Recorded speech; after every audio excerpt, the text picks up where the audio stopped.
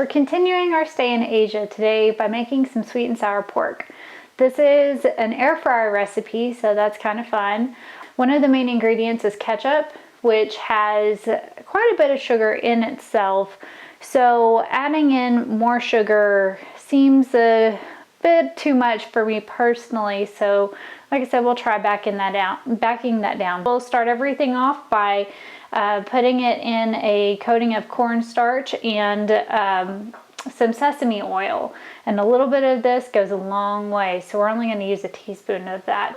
Another thing why I selected this cut particularly is because the recipe says to cut it into bite-sized pieces, but I think it's more desirable to be in a thin cut, so I'm going to try to cut it in thin against the bias cuts, just for it to crisp up a little bit. And also, the thinner the cut, the faster the cook as well, so that is another thing to keep in mind. So we'll go ahead and get started on this.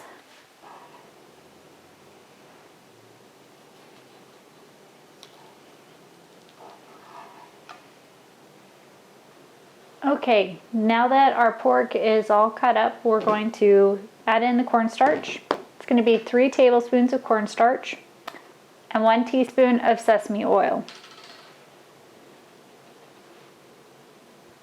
And now we'll mix this up.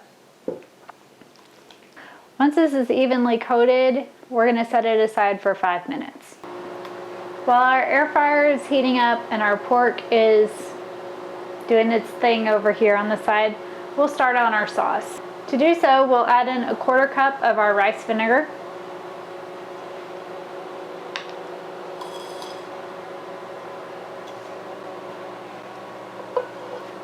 four tablespoons of ketchup,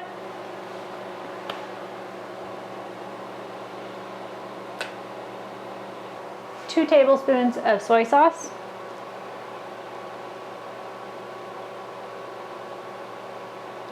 and lastly, 2 tablespoons of sugar. The recipe calls for 1/4 cup, but we're going to cut that in half, so it'll be a couple tablespoons. And now we'll put this on medium heat until it starts to dissolve the sugar.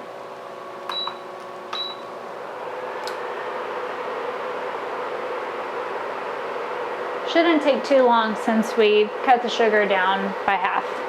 And while we have that going, we'll go back to our pork and get our air fryer sheet, spray it with some non-stick spray, and then put our pork down on a single layer so it can cook nice and evenly for about 10 minutes, and then we'll check it and see if it needs more.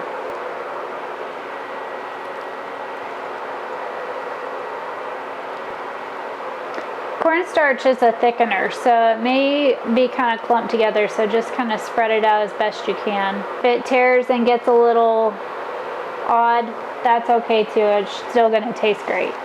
If you have a smaller basket, then you can do a couple different batches, or even if you cut your meat into bigger pieces, you might not have this crowding issue.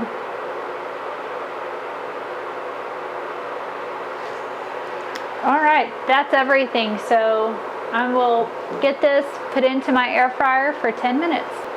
I'm going to whisk my sauce because there still seems to be some of those ketchup, I won't say chunks, but little pieces of ketchup. It's not a homogeneous blend.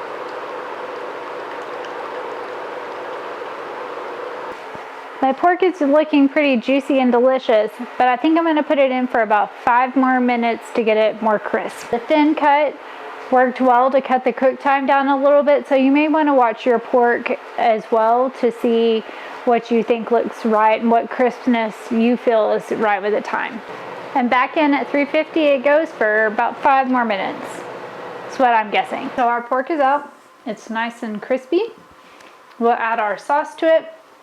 The cornstarch that we added to the pork before it cooked acted as a nice agent to help it crisp up, and then when we add the sauce, that moisture is going to thicken up and it's going to turn into a really nice sauce.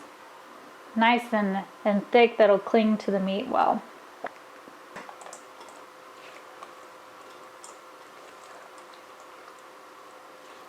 Perfect. Now pair this up with some brown rice and some steamed veggies and it'll be an excellent meal. Enjoy, and I'll see you on our next adventure.